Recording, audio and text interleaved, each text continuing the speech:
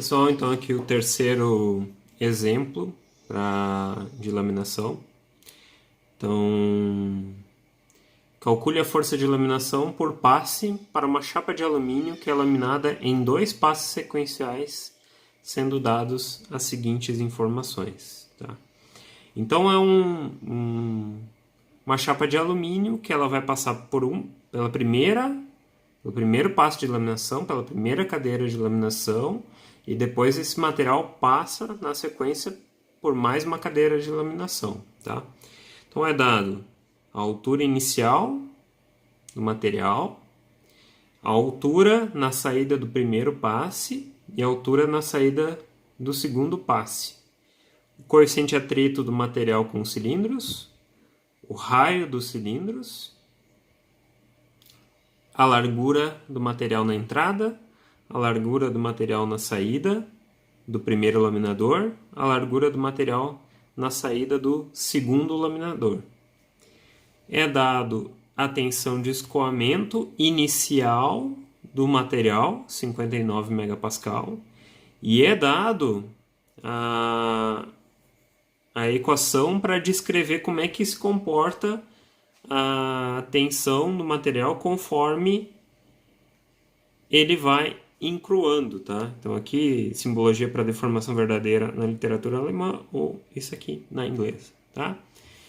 Então, reparem que a gente tem que analisar que o material vai encruar nesses passes, né? Então a gente tem que levar isso em consideração. De novo, vou fazer uma pequena pausa para vocês tentarem resolver o exercício, e na sequência eu mostro a resolução.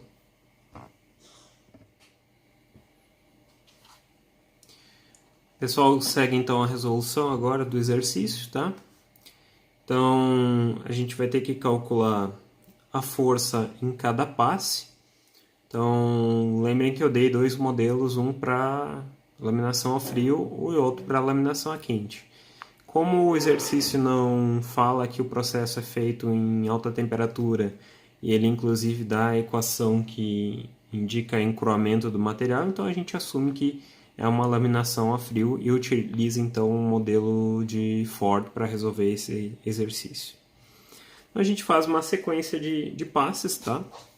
Para aplicar o modelo de Ford, calcula aqui o ΔH, H0 menos H1, dá o valor de 1. Calculo B médio, 990 mais 1010 dividido por 2, 1000 milímetros de largura médio.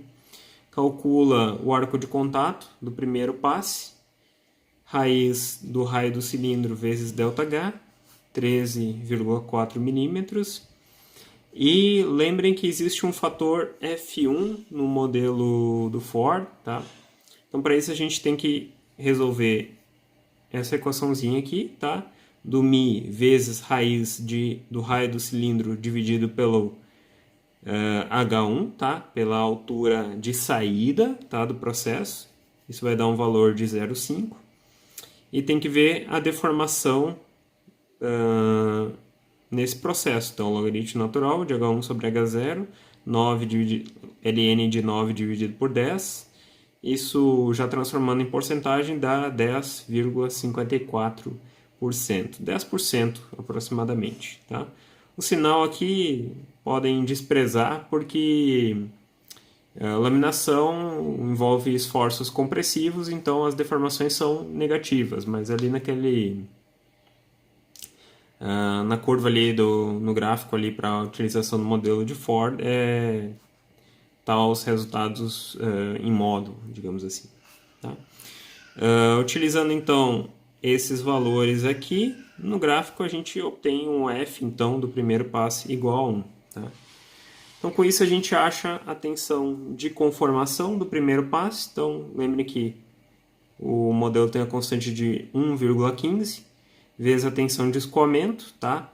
Essa tensão de escoamento é a tensão de escoamento do material que está entrando no sistema, tá? Então a tensão de escoamento original do material vezes esse fator F1, tá?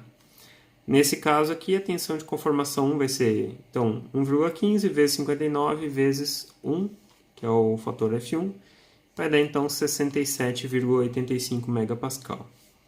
A força, então, no primeiro passe, vai ser a área ali de deformação, que é o arco de contato vezes o B médio, vezes a tensão de conformação 1.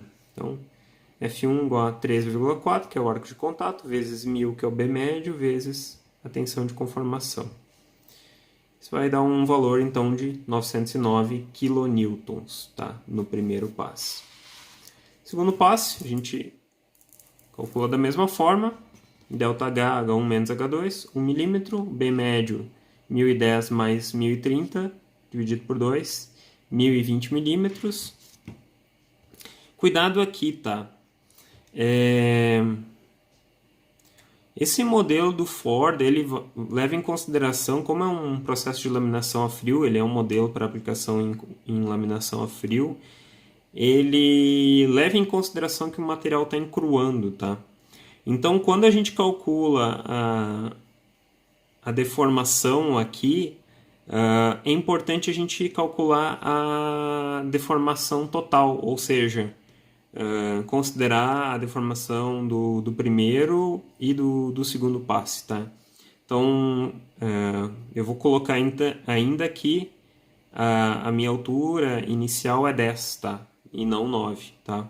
Porque eu tenho que levar em consideração que o meu material ele continuou sendo deformado, tá?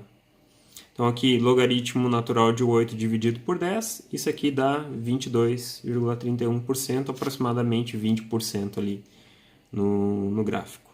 E aqui, o segundo cálculo dessa equação aqui também dá 0,5 e o F1 também dá igual a 1. Importante aqui, qual é a tensão de escoamento nesse caso, tá? Lembrem que quando o material passou pelo primeiro laminador, ele encruou, tá? Então ele não vai ter mais aquele valor de 59 megapascal de tensão de escoamento. Agora ele está encruado, então eu tenho que levar isso em consideração. Então eu aplico a fórmula, tá? Para achar a nova tensão de escoamento do material, tá? Então tem lá constante, 160, a deformação verdadeira, que o material então sofreu no primeiro passe, elevado ao coeficiente de encruamento. Isso me dá um valor de 82,2 megapascal. Tá?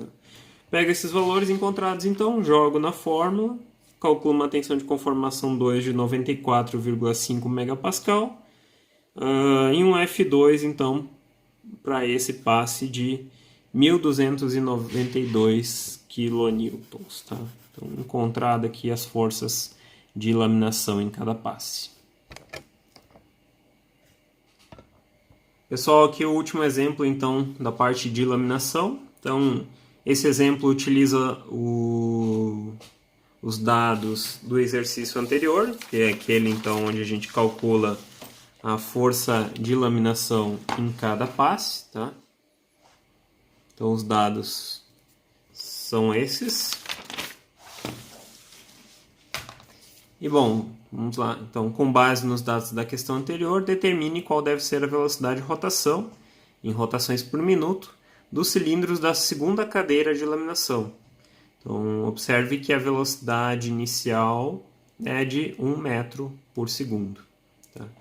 Daí aquela questão que eu falei, lembrando que na deformação do material, ele diminui a sua altura, aumenta um pouco a largura dele, mas ganha em comprimento. Isso faz com que a velocidade de saída do material seja maior do que a velocidade de entrada no sistema. Tá? E eu tenho que fazer o ajuste então na velocidade de rotação dos cilindros para que ele consiga agarrar o material e não fique material sobrando na linha. Tá? Então, para isso, eu aplico essa fórmula aqui bastante simples. H0V0 é igual a H2V2. Tá?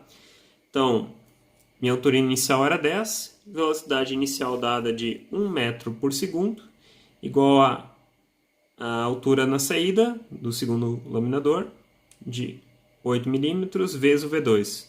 Encontro então que o V2, então, a velocidade de saída é igual a 1,25 metros por segundo. Precisa então encontrar a velocidade angular, então 1,25 metros por segundo, dividido então pelo raio do cilindro, 0,18 metros, né, que o raio do cilindro é 180 milímetros. Isso então eu acho um valor de 6,94 radianos por segundo. Então faço a conversão para rotações por minuto, então eu encontro o valor de 66 rotações por minuto então para o segundo laminador. Certo? Dos exercícios de laminação era isso. Tá? Então, bons estudos a todos.